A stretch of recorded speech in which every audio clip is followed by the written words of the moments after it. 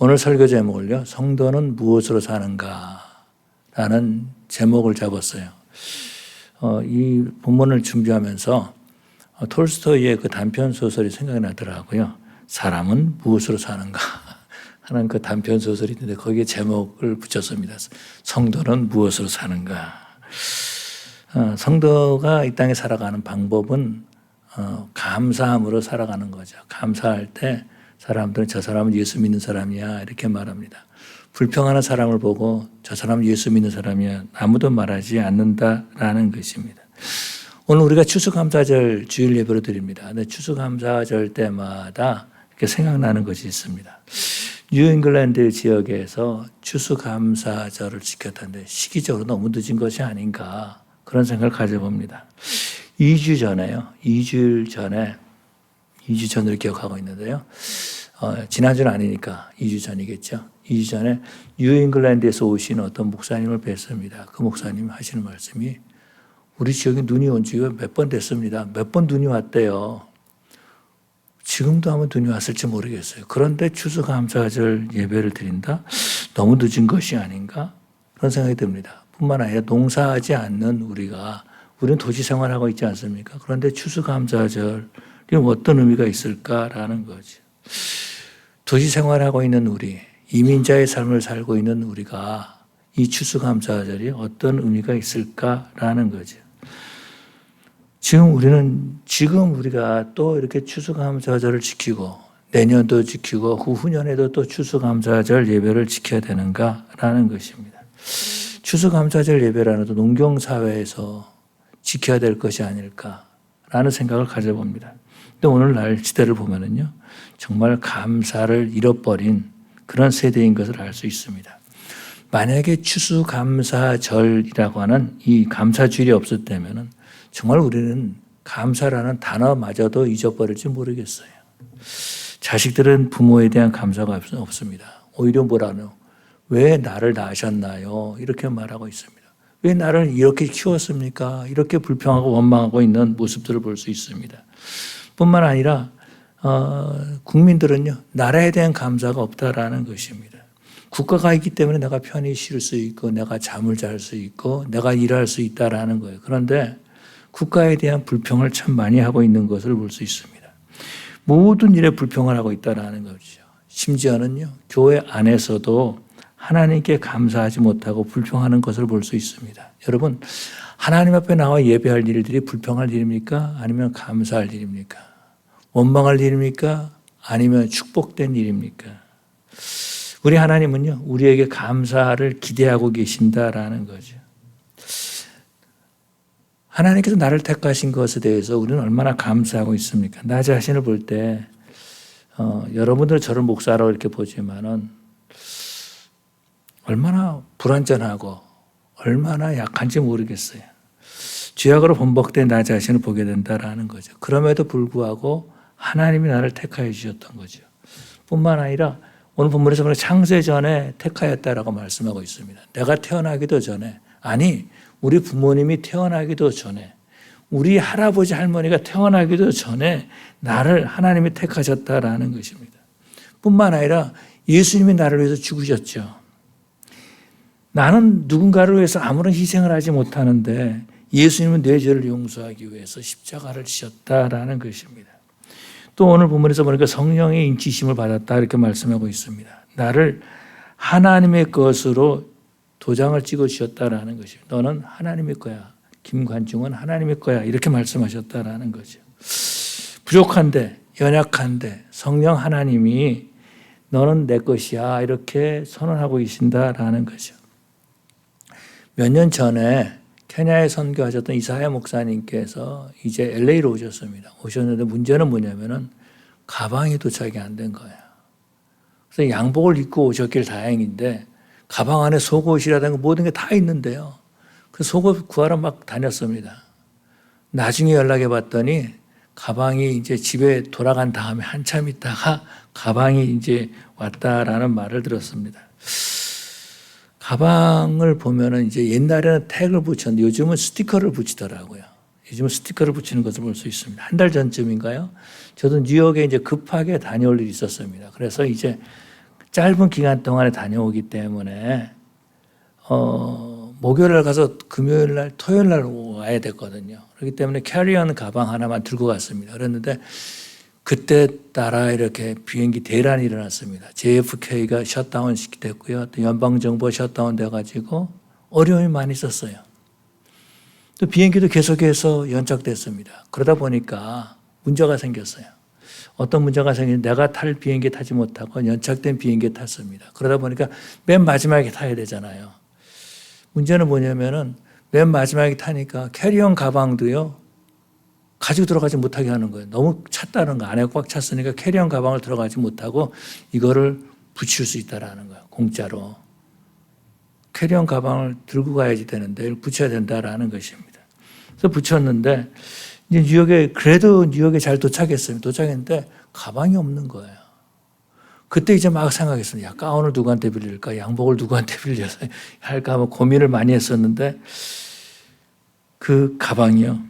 다른 곳에서 찾았다라는 거. 가서 보니까 가방이 엄청나게 많이 있어요. 가방만 밀어서 다 왔던 거예요. 그곳에서 제 것을 찾기 굉장히 힘들었다라는 거죠. 그런데 하여튼 그 가방에도 이제 스티커가 붙여 있어요. 무슨 김관중이 것 이렇게 붙여 있었던 것 같아요. 잘 몰라도 그렇게 해서 가방을 찾을 수가 있었다라는 거죠. 그런 것처럼 성령 하나님께서 나는 하나님의 것이라고 표시해 두셨다라는 것입니다. 그러니까 마귀가 나를 빼앗을 수 없다라는 거예요. 그렇기 때문에 하나님 앞에 우리는 감사할 수 있다라는 것입니다. 이 사회를 따라가는 사람들은 불평하고 이 불평이 자신의 정체성처럼 생각하고 살아가고 있다라는 것입니다.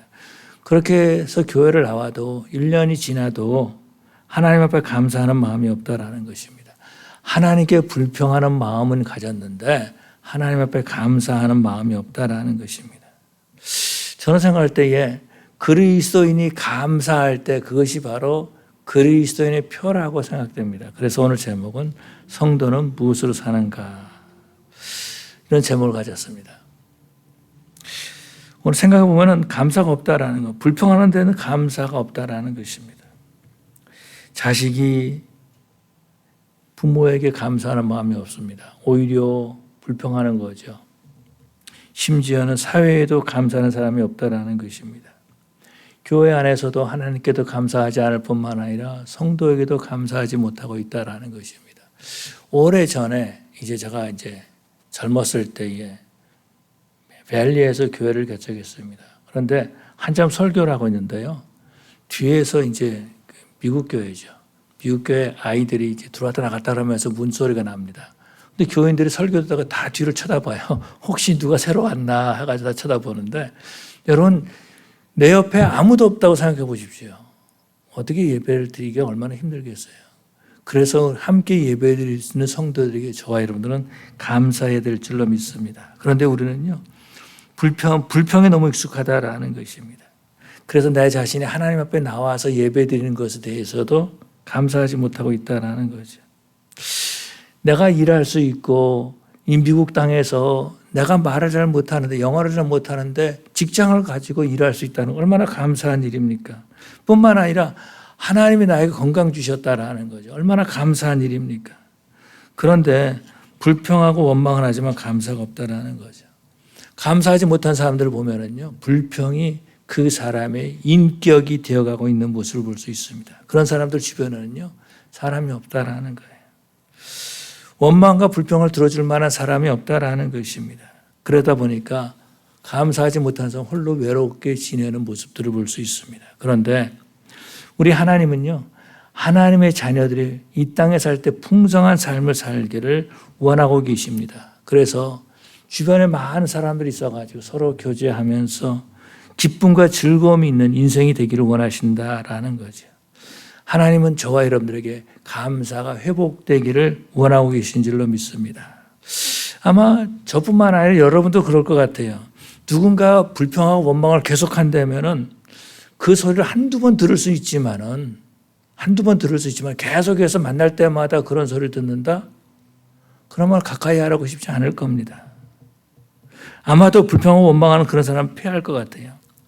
그런 사람들과 대화하는 것 자체도 싫어할 것 같습니다. 그런데 누군가가 내가 당신 덕분에 이만큼 살게 됐습니다. 근데 얼마나 감사합니까? 그런 사람들하고 가까이 있고 싶어 할 것이다라는 거예요. 그런 것처럼 하나님은요, 성도가 이 땅에서 감사하는 삶을 살기를 원하고 계신 줄로 믿습니다. 누가복음 17장에서 보니까 10명의 문둥병자를 우리 예수님께서 고쳐주신 사건이 있습니다. 문둥병에 걸렸다라고 말하는 것은 사회적으로 격리됐음을 말하는 거죠. 자기 가족들에게도 가지 못합니다. 문둥병자가 결혼했다면 자기 아내를 안을 수가 없다라는 거예요. 동네 사람들과 함께하지 못하고 동네 밖에서 격리하는 삶을 살아야 된다라는 것. 다시 말해서 사회생활을 할 수 없는 것이 문둥병자라는 것입니다. 그런데 그래서 그런지 몰라도 10명의 문둥병자들이 같이 살고 있었다라는 거죠. 그런데 그들을요, 예수님께서 만나서 다 고쳐주셨습니다. 근데 그 중에 한 사람, 사마리아 사람이 와가지고 예수님께 감사를 표현한 거죠. 근데 예수님께서 하신 말씀은 뭐죠? 9은 어디 있느냐? 9도 다 고침받지 않았느냐? 이렇게 말씀하신 것을 볼 수 있습니다. 다시 말해서 9명의 문둥병자들은 왜 감사하러 오지 않느냐? 이렇게 물어보신 것 같다라는 거죠. 예수님은요, 감사하는 마음을 주시는 하나님이신 줄로 믿습니다. 저는 신학 공부를 하면서요, 창세전에 택했다라는 것이 굉장히 걸림돌이 됐습니다. 그런데 신앙생활을 하면서 또 목회를 하면서 깨닫게 되었다라는 거예요. 만약에 우리 하나님께서 나를 택하지 않으셨다면 나는 어떻게 됐을까? 내가 마음대로 살고 내가 원하는 대로 살았다면 어떻게 되었을까라는 거죠. 그래서 하나님이 택하신 것이 너무나 감사한 거예요. 아마 사도 바울도요, 그런 하나님의 은혜를 깨달았을 것입니다. 하나님의 은혜를 생각할 때마다 창세전에 나를 택했다라는 것 말 말고는 다른 것으로는 하나님의 은혜를 설명하기 너무나 힘들다라는 거예요. 그래서 창세전에 나를 택하였다, 그렇게 말해주고 있다라는 것입니다. 마태복음 9장에서 보니까 마태가 예수님께서 자기를 부르신 그 사건을 기록하고 있습니다. 근데 성경에서 보니까 지나가시다가 마태가 세관에 앉은 것을 보시고 이렇게 말씀하고 있습니다. 지나간다는 것은요, 순간적이죠. 천천히 지나가도요, 2, 3초면 끝납니다. 천천히 지나가도 그렇게 끝난다라는 거. 그런데 지나가시다가 예수님께서 마태를 보셨습니다. 만약에 지나가시는데 마태를 예수님께서 보지 못하셨다면, 마태를 부르지 않으셨다면 아마 우리는 마태복음이라고 하는 복음서를 갖지 못했을 거예요. 또 예수님이 세관 앞을 지나가지 아니하셨더라면 마태는요, 세관 앞에 앉아 있었다 할지라도 예수님의 제자는 되지 못했을 거예요. 여러분, 이런 장면을 어떻게 설명할 수 있겠습니까? 이것이 우연이 된 일입니까? 아니면 하나님께서 계획하신 일입니까? 이것은 예정하신 것이다라는 거죠. 그래서 예수님이 지나가시다가 다른 것을 본 것이 아니라 마태가 세관에 앉은 것을 보셨다라는 거죠. 그리고 예수님께서 그를 부르신 것을 볼 수 있습니다. 마태를요, 우리 하나님께서 예수님의 제자로 삼으실 것을 예정하셨고, 뿐만 아니라 그 마태를 통하여서 복음서를 기록하게 하신 것을 볼 수 있습니다. 그런 것처럼 우리 하나님께서는 저와 여러분을 예정해 주셔서 오늘 예배에 참석하게 해주시고, 예수 믿게 해주시고, 하나님의 자녀가 해주신 것을, 자녀가 되게 해주신 것을 믿습니다. 이것은 불평할 일이 아니라 감사할 일이다라는 것입니다. 구약을 읽다 보니까 유명한 사건이 있습니다. 다윗과 골리앗의 싸움이 있죠. 엘라 골짜기에서 이제 다윗과 골리앗이 싸우게 되는 것을 볼 수 있습니다. 다윗이 골리앗을 이기지 않습니까? 여러분, 이것이 우연이 된 일입니까? 어떻게 하다 보니까 다윗이 전쟁터에 나가서 골리앗을 만나가지고, 그렇다고 어떻게 하다 보니까 돌에 맞아가지고 골리앗이 죽었다, 이렇게 말할 수 있겠습니까? 하나님께서 계획하신 일이다라는 것입니다. 다윗은요, 아버지의 신분을 받죠. 그래서 치즈를 가지고 형들에게, 전쟁에 나가 있는 형들을 찾아갑니다. 여러분, 이것이 우연한 일이 아니다라는 거죠. 그리고 다윗이 도착할 정확한 시간에 이 골리앗이 이스라엘의 군사들을 이렇게 험담하는, 다시 말해서 낮게 말하는 그런 소리를 듣게 되었다라는 거죠. 그래서 다윗은 말하기를 어떻게 저럴 수 있느냐고 하면 자기가 나가서 골리앗을 죽이겠다라고 하면서 전쟁에 나가는 거죠. 여러분 생각해 보십시오. 어떻게 사울이 다윗에게 그 일을 맡길 수 있겠느냐라는 것입니다. 그런데 우리 하나님께서 이 모든 것을 예정해 주셨다라는 거죠. 저와 여러분들이 미국에 이민 왔습니다. 그리고 LA로 이민 왔어요. 그리고 뉴 크리에이션 교회 다니겠다라는 것입니다. 함께 예배드리고 함께 신앙생활 할 수 있게 해주셨다라는 거죠. 여러분 이것이 우연한 일입니까? 아니면 하나님께서 계획 하신 일입니까? 하나님께서 계획 하신 일이라는 것을 믿는 사람은 감사할 수 있습니다. 그렇지만 우연한 일이야. 내 삶에는 우연히 겹쳐. 이렇게 말하는 사람은요. 감사할가 아니라 불평하고 있다라는 것입니다. 왜 저런 목사를 만나가지고 이렇게 날마다 괴롭게 하는가? 이런 생각을 가질지 모르겠어요.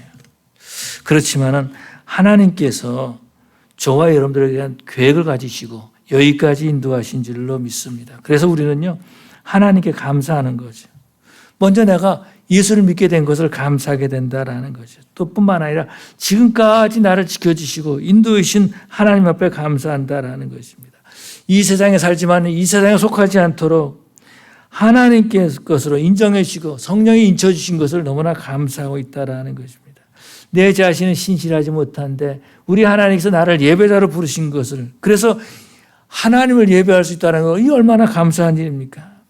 우리는 미국에 이민 와서 농사 짓고 있지 않지만 하나님은 나에게 일터를 주시고 나에게 건강을 주셔서 나의 모든 필요를 공급해 주셨다라는 거죠. 더 나아가서 추수감사절이라고 하는 한 날을 주셔서 감사할 수 있는 기회를 주셨다라는 거죠. 왜요? 우리 하나님은 우리가 감사로 살아야 하기 때문에 하나님께서는 우리로 하여금 감사를 기대하시기 때문에 그런 줄로 믿습니다.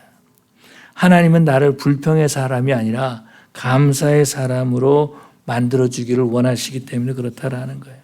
그럼 우리가 어떻게 감사의 사람이 될 수 있겠는가? 우리는 어떻게 감사하며 살 수 있겠는가라는 거죠. 나의 구원을 묵상할 수 있어야 된다라는 것입니다. 나의 구원을 묵상해야 된다라는 거예요. 그런 말이 있습니다. 개구리가 올챙이 때를 생각하지 못한다라는 거죠. 제가 아주 어렸을 때에 국민학교 다닐 때인가 잘 모르겠어요. 개구리가 올챙이 때를 생각하지 못한다는 그런 노래도 있었어요. 그런 유행가도 있었던 거 생각이 납니다. 사람들을 보면은요. 개구리가 올챙이 때를 생각하지 못하는 것처럼 아주 교만해져 있다라는. 내가 처음부터 나는 뱃속에서 어머니 뱃속에 나오면서부터 나는 신앙이 좋아서 나는 예수를 잘 믿는 사람이야. 이런 사람들이 있다라는 거죠. 근데 사도 바울을 보면은요. 고린도전서 15장 10절 이렇게 말씀하고 있습니다. 그러나 나이 나 된 것은 하나님의 은혜로 된 것이니 내게 주신 그의 은혜가 헛되지 아니하여 내가 모든 사도보다 더 많이 수고하였으나 내가 아니요 오직 나와 함께 하신 하나님의 은혜로다. 나이 나 된 것은 하나님의 은혜로다라고 고백하고 있습니다. 바울의 그 고백을 보면 상당히 점진적인 것을 볼 수 있어요. 발전하는 것을 볼 수 있습니다. 고린도서 15장 9절입니다. 바로 오늘 읽었던 본절의 바로 전절 뭐라 그러냐면은 나는 사도 중에 작은 자라 이렇게 고백하고 있습니다. 그런데요, 사도 바울이 고린도전서를 기록할 때 쓸 때는 굉장히 일찍 썼다라는 거예요. 굉장히 빨리 썼습니다. 제일 먼저 쓴 것이 고린도전서다 이렇게 말하고 있습니다. 그래서 주후 52년에서 56년 사이에 기록했다. 또 어떤 분은 말하기를 다 못 박습니다. 55년도에 기록했다. 이렇게 말하고 있어요. 근데 저는 잘 모르겠습니다. 하여튼 일찍 써둔 것만은 확실한 건데 그 다음에 에베소 3장 9절에 또 뭐라 그러냐면은 성도 중에 지극히 작은 자 중에 작은 자라. 성도 중에 지극히 작은 자 중 가운데서 작은 자라 이렇게 표현하고 있습니다. 이것은요. 사도 바울이 60년에서 62년 사이에 옥에 갇혔었잖아요. 그때 에베소서를 썼기 때문에 그때 썼을 것이다 이렇게 말하고 있습니다. 그런데요. 디모데전서 1장 15절에 보니까 사도 바울이 이제 나중에 썼죠. 나중에 이제 한 62년경에 썼는데 나는 죄인 중에 괴순이라 이렇게 고백한 것을 볼 수 있어요. 아마도 사도 바울 자신도 구원을 다시 생각하면서 자신이 그리스도인이 된 것을 묵상하면서 자신을 보았을 것입니다. 그래서 사도 가운데 지극히 작은 자라 이렇게 말했고 7, 8년 후에는 예수 믿는 사람들 중에서 지극히 작은 성도들 가운데서도 더 작은 자라 이렇게 말해주고 있고 조금 있다가 아니야 그거 가지고는 설명이 안 돼. 나는 죄인 중에 괴수야. 이렇게 고백하지 않았을까라는 생각을 가져봅니다. 그런데 구원을 묵상하지 않는 사람은 어떻게 생각하십니까? 나는 큰 자야. 나는 대접받아야 돼. 어디건지 대우받아야 돼. 이렇게 생각하고 있다라는 것입니다. 심지어는 교만해가지고 예수님도 내 말을 들어야 돼. 할 정도로 교만해져 있는 사람들을 볼 수 있습니다. 그렇지만은 하나님께서 나를 구원해 주신 것을 묵상하고 겸손해서 감사하는 사람이 되기를 원하는 사람은요. 하나님 말씀 묵상하는 거죠. 나의 구원을 묵상하는 거죠. 그래서 겸손한 사람은 감사하지만은 불평하는 사람은요. 교만한 사람은 감사하지 못하죠. 교만함이 불평과 원망으로 표현되는 것을 볼 수 있습니다. 다시 말해서 나는 교만한 사람이다 이렇게 표현하는 것이 뭐예요? 나는 교만한 사람이다라고 표현하는 것이 불평과 원망이고 비판이라는 것입니다. 하나님은요 나 자신을 돌아보기를 원하십니다. 며칠 전에요. 이게 오늘의 양식 보니까 거기에 뭐가 있냐면은 가면 증후군이라는 그런 내용이 나온 것을 볼 수 있어요. 아마도 여러분께서 오늘의 양식 가운데 묵상하면서 보셨을 것입니다. 자신의 실제 모습이 드러날까 봐서 두려워하고 있다라는 것입니다. 가면을 쓰고 그렇게 살고 있는 거예요. 그런데 자신이 연약한 모습이 드러날까 봐서 두려워하고 있는 이것이 바로 가면 증후군이다라는 것입니다. 예수님이 나를 위해서 죽으셨죠.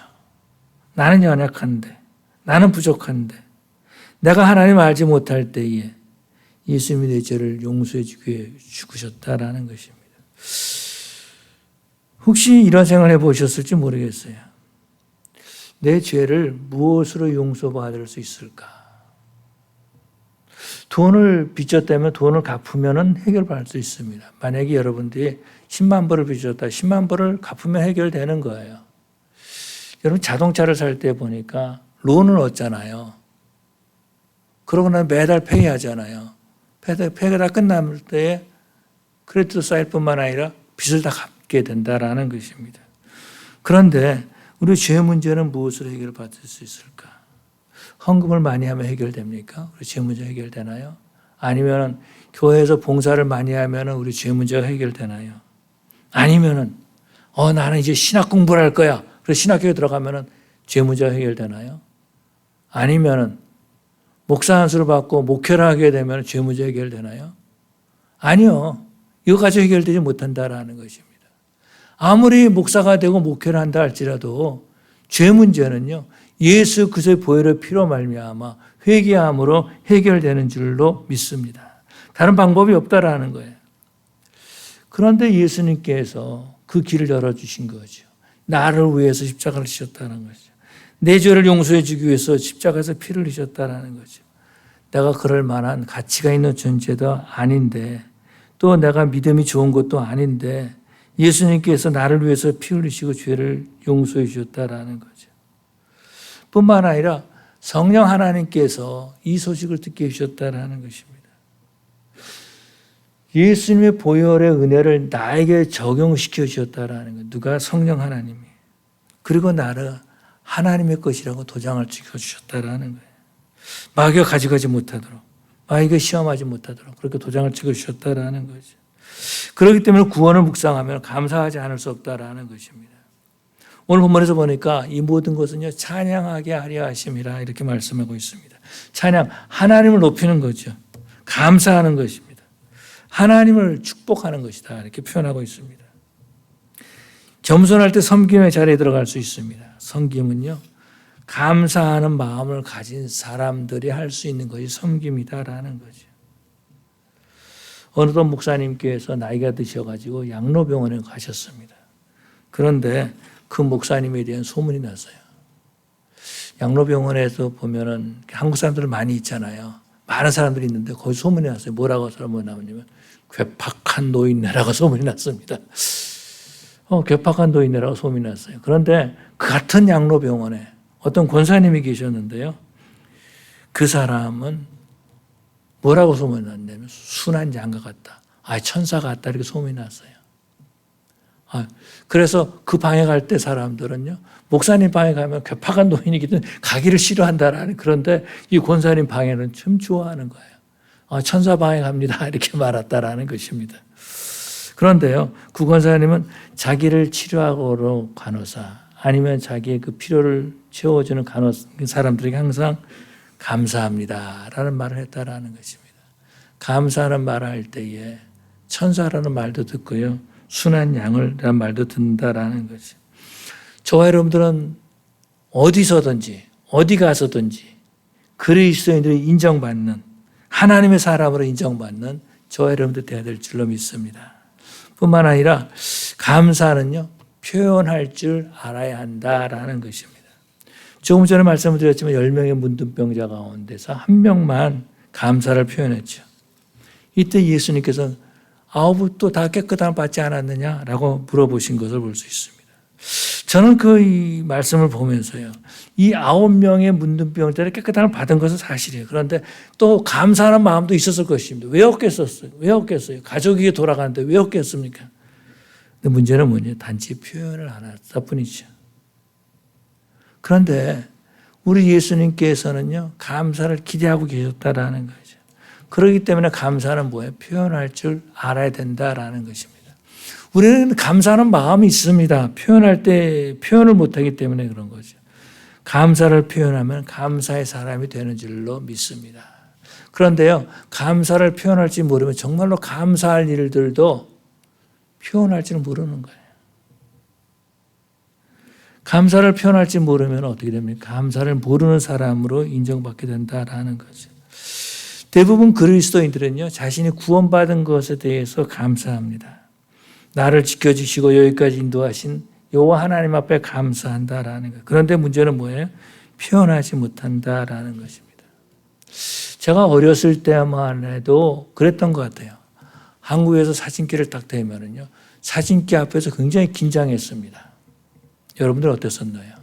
그러고 대부분의 남자들은 그 당시에 군대에서 사진 찍으면 왜 이렇게 다들 인상 쓰고 찍었는지 모르겠어요.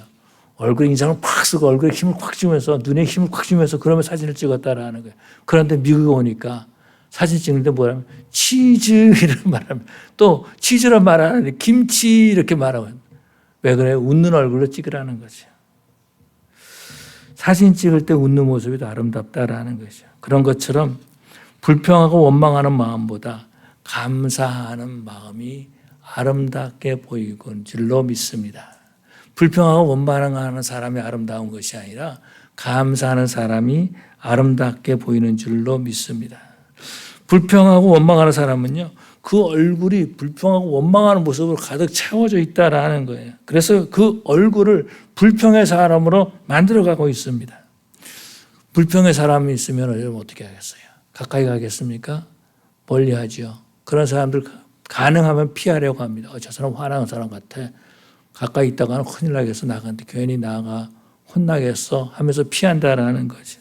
그런데 감사하는 사람, 웃는 사람, 즐거워하는 사람, 그런 사람들은 같이 있는 거죠. 함께 같이 가까이 가고 싶어 한다라는 것입니다. 사람들은요, 불평하는 사람들이 아니라 감사하는 사람들과 가까이 하기를 원하십니다. 저는 지금도 그런 생각을 했습니다. 도시에 살면서 우리가 추수감사절을 꼭 지켜야 될까? 이것이 어떤 의미일까? 그런데 만약에 추수감사절이 없다면은, 우리가 추수는 하지 않지만은, 추수감사절이 없다면은, 1년에 하루 감사하는 날이 사라지고 말 것이다라는 것입니다. 그래서 저는요, 제 나이에 상당히 많은 부분을 미국에 와서 살았습니다. 아마도 여러분도 그러신 분들 꽤 되실 거예요. 그럼에도 불구하고 아직 이해하지 못한 부분도 상당히 많이 있습니다. 그래서 미국을 말할 때 잘못 말할 때 있다라는 거예요. 참 그런데 이상한 것은요, 미국에 잠깐 방문하신 분들, 하루 이틀 방문하신 분들, 일주일 방문하신 분들은 미국에 대해서 이렇게 잘 아는지 모르겠어요. 정말 잘 알고 있습니다. 그런데 저는 수년을 살았는데 몰라요. 아직도 모르고 있는데요. 근데 미국에 살다 보니까 이게 잘못된 말일 수 있는데요. 미국에 살다 보니까 대부분의 그 자녀들이 고등학교를 졸업하면 대학교를 갑니다. 대학교 갈 때 이제 집을 떠나고 기숙사 생활을 하죠. 대학을 졸업할 때쯤 되면은 직장을 얻습니다. 또 그래서 집을 떠나는 모습들을 볼 수 있어요. 그런데요, 그 자녀들이 집에 돌아온 날이 있습니다. 언제 돌아옵니까? 이 추수감사절 때 돌아온다라는 거예요. 추수감사절 때 부모님 집을 방문한다라는 것입니다. 그래서 그 집에서 큰 터키를 구워서 같이 먹고, 터키 먹으면 그렇게 졸린지 모르겠어요. 그리고 잠을 자잖아요. 그런 모습들을 볼 수 있는데, 추수감사절 때도 자녀가 안 오면은 부모가 어떻겠어요? 마음이 어떻겠어요? 상처가 된다라는 것, 섭섭해한다라는 것입니다. 추수감사절은요, 하나님이 감사를 표현할 수 있는 절기를 주신 줄로 믿습니다. 우리 성도들은요, 하나님께서 나를 구원해 주신 것에 대해서 감사하는 성도들 되시길 바랍니다. 뿐만 아니라 함께 예배하고 함께 신앙생활하고 있는 성도들에게 감사하는 우리 성도들이 되시길 바랍니다. 감사를 표현할 때 감사하는 사람이 된다라는 거죠. 그리스도인은요, 감사로 살아가는 사람들입니다. 그렇기 때문에 저와 여러분들은 감사함의 삶을 살고 감사의 사람들이 되는 우리 뉴크리에이션 성도들 되시기를 간절히 축원합니다. 기도하시겠습니다. 사랑의 아버지 하나님 감사합니다. 주님께서 제대로 사랑해 주셔서 오늘도 우리 아버지 앞에 나와 예배하게 해주시고 특별히 아버지 하나님 추수감사절을 맞이해서 우리가 농사를 짓고 있지는 않지만은 그렇지만은 1년 동안 함께해 주신 하나님 앞에 감사하고 나를 구원해 주신 하나님 앞에 감사하고 그 감사를 표현할 줄 아는 저희들을 낼 수 있도록 인도하여 주시옵시고 정말 저희들이 감사로 인생을 살아가는 그리스도인이 될 수 있도록 함께하여 주시옵소서. 예수님 이름으로 기도 올려옵나이다. 아멘. 우리 찬송